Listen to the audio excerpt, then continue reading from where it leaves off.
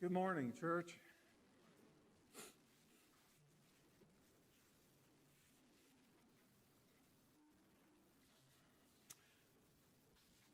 To begin the message this morning with this picture, this is a picture of the ruins of the temple of Aphrodite at Corinth in Greece. This temple was one of the things that let the first century world know in the Mediterranean area that Corinth was one of the most immoral cities that anyone could ever go to.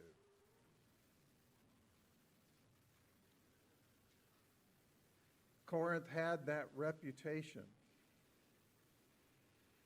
It was the Mardi Gras capital of Greece. It was the spring break capital of Greece. With all of its decadence and sexual immorality and so forth. That's what that temple represents.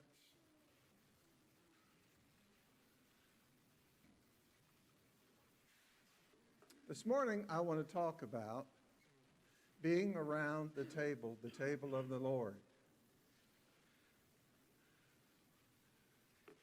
Do any of you have all your family sit down at meal and eat? Some of you do, yes. I think that's a wonderful thing. Growing up farming, we got up every morning and had breakfast at 6 o'clock around the table. The whole family.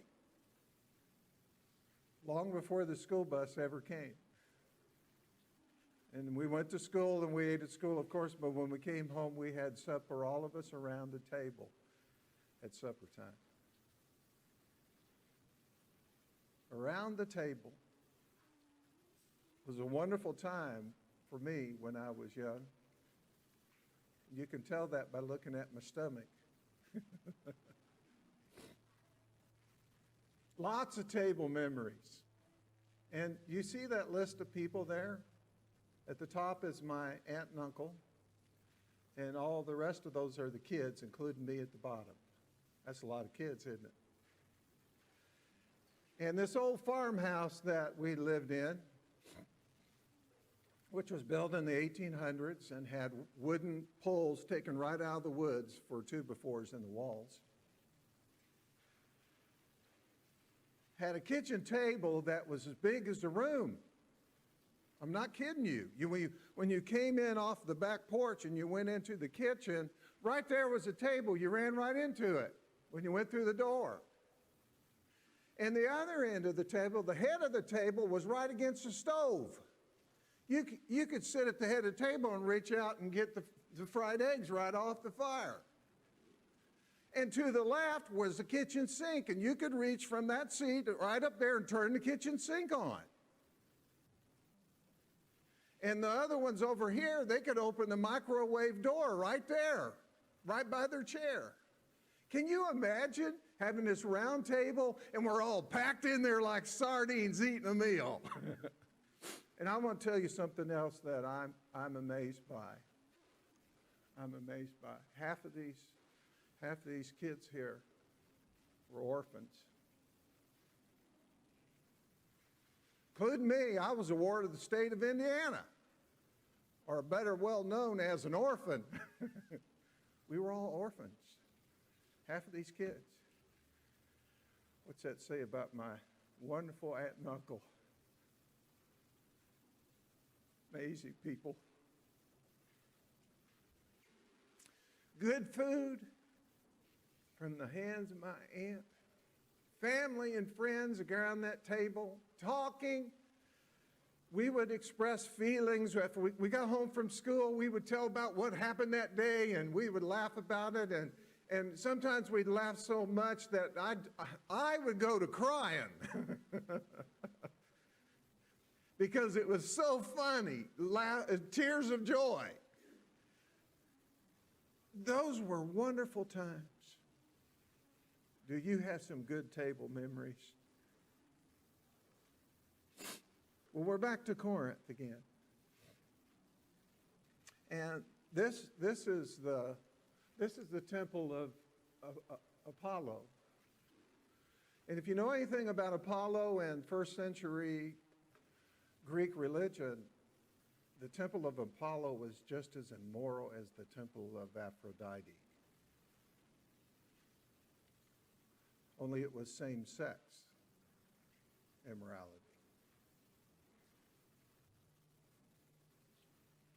Sin has not changed, folks. It hasn't changed.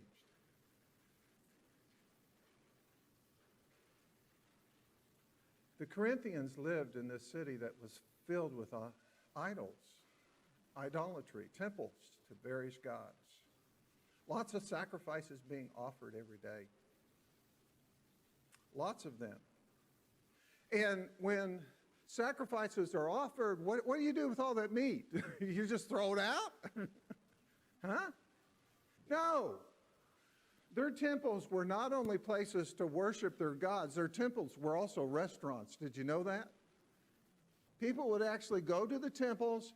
They would go there for parties. They would go there for family meals with special friends being invited for banquets. They would go there just like you go to Longhorn, Texas Longhorn. Yeah, just like that. And they would sit down, and this meat had been offered to this pagan god at this temple. And then this meat was brought to your meal, and you ate it and giving thanks to that god. And that's the scene that a lot of these Corinthian Christians had come from. Okay?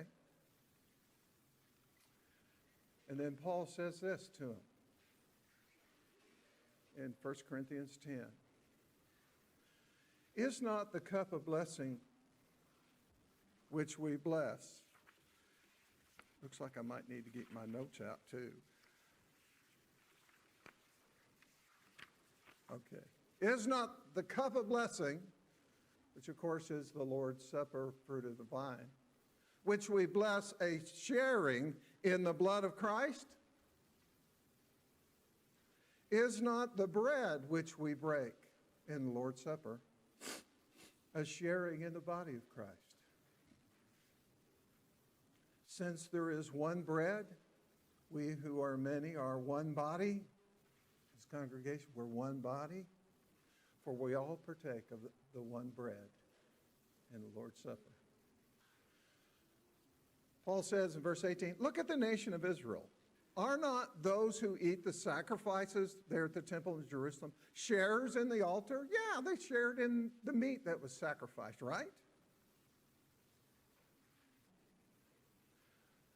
What do I mean then? Paul says, why am I talking about this? That a thing sacrificed to idols is anything? It's not. It's just meat. Or that an idol is anything? They're nothing. They're just dumb idols, speechless, unable to do anything. No, he says. But I say that the things which the Gentiles sacrifice, they sacrifice to demons. What that means is that the devil's behind what's going on in those temples. The devil's behind it. They sacrifice to demons and not to God, and I don't want you to become sharers in demons. You can't drink the cup of the Lord and the cup of demons. You cannot partake of the table of the Lord and the table of demons. So what Paul is saying is to the Corinthians, listen, folks, you need to flee idolatry. And he says that in the same chapter, verse 14. You need to run from it. In chapter 6, he told them to flee sexual immorality at the temples. Flee it. But here he tells them to flee the idolatry of the temples, in that you don't need to be going when they offer this meat to some god and sitting down and partaking of that meat and joining with idolatry. flee idolatry.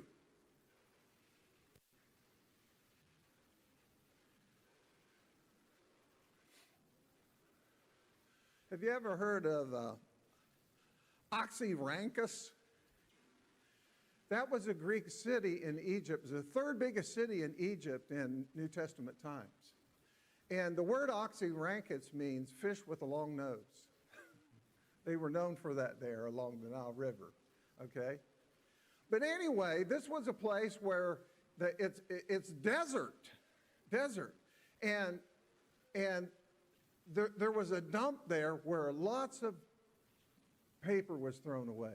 Lots of papyrus paper was thrown away. Books, Greek poets, Greek mathematicians, Christian writers even had things that were buried there at the dump. And it was preserved very well because the sand there was extremely dry. So they found a copy of some parts of the Gospel of Matthew here. And if you know anything about the Da Vinci Code and the Gnostic doctrines that were found buried here at Oxyrancus in the dump, okay? But they also found papyrus papers of everyday life, including this: invitations to dining at the temple. These are all invitations to dining at the temple that were on pieces of papyri found at this dump. Isn't that interesting? So we can see how it was for the Corinthians. How they would be invited by Uncle Joe to the temple of Apollo, to offer sacrifice to Apollo and then join in a wondrous birthday meal for Apollo. And Paul says to them, listen, you can't partake at the table of demons and then turn around and partake at the table of the Lord. You can't do that.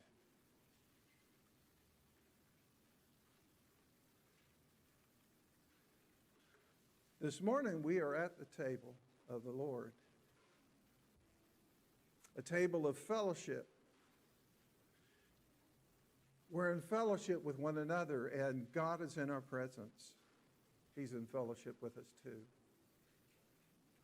It's a table of remembrance of the body and blood of Christ. And it's a table that holds the things that we partake of, that we share in. The bread and the fruit of the vine. I showed you this picture many months ago. Do you remember this? This is a picture of a floor of a room where Christians met. It's thought that they met here in the end of the 2nd century, 3rd century, maybe. The 200s or the 100s, they're not sure. But Christians met here. This is where the Lord's table was. In fact, this Greek writing here that's in tile in the floor, this Greek writing here tells us the name of the person who purchased and provided that table for them to eat on. And right here it is the word remembrance in Greek.